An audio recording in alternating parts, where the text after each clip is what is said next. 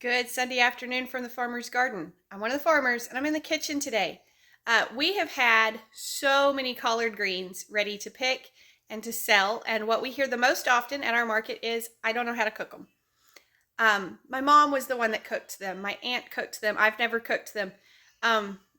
We hear that a lot, and so I'm going to show you how I cook collard greens. This is probably not a correct method. It's probably not what your Southern great granny would do, but it is how I cook them. It is how we enjoy them. So I just wanted to show you what we do and how we cook them so that you can enjoy them yourself as well.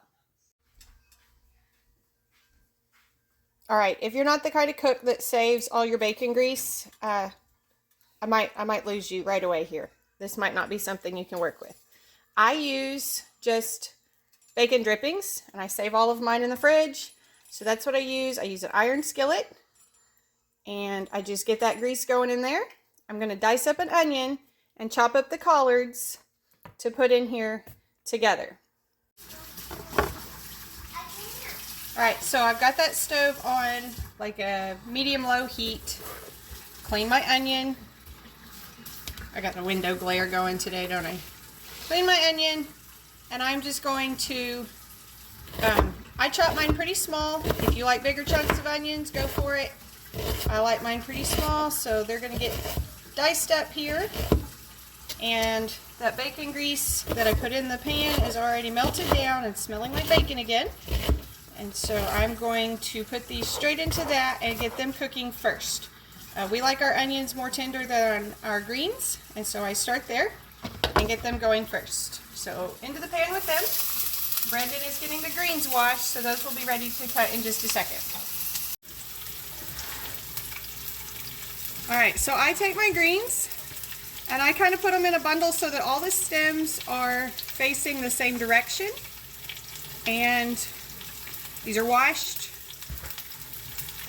I take them, and starting at the top end, up here at the end of the leaf, I just slice them kind of like you would slice cabbage or anything like that. And I go down until the stem starts to get a little tough, and then I just remove the stem. So there's that much. You can pull those bits off if you want, but I'm going to let my chickens enjoy them. They don't mind. But see, you could just peel off around that stem, and that's all the waste you would have. These are big leaves, so I'm going to go ahead and cut them in half again, and then into the skillet.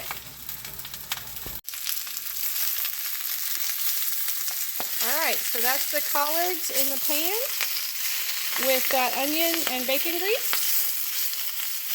I can keep from knocking it all out. And I'm just going to cook this down until those get kind of tender, basically like you would cook cabbage.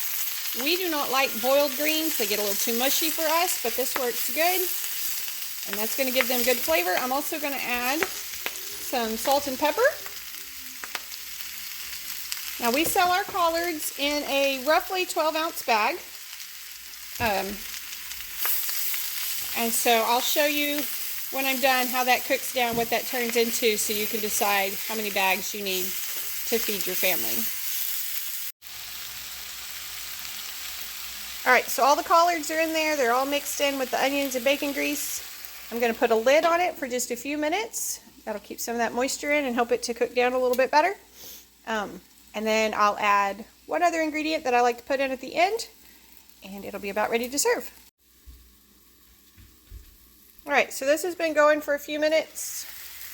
You can see it is starting to wilt down good. Those onions are looking nice in there. But it still keeps that really bright green color, unlike cabbage that kind of tends to fade as you cook it.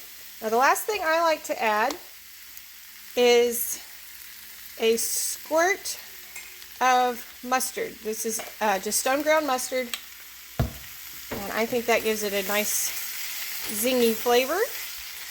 So that's the last bit that goes in. So you can see 12 ounces cooks down to a decent family side dish. If you were wanting to do this as a larger portion of your meal, you'd need more. But for 6 of us, we'll possibly even have some leftovers from this as just a side. So we'll go ahead and turn it off, and it's done. All right, so there you go. That's how I make collards. So they come out nice and bright green. They're tender. They have lots of flavor. I actually think I like that better than cabbage some days. We also use these in sandwiches and tortilla wraps instead of lettuce. It gives a better crunch than lettuce does. So that's just some ideas for how you can use our collard greens. I hope you enjoyed watching our video today. Be sure and tell your friends about us and come back when you can stay longer.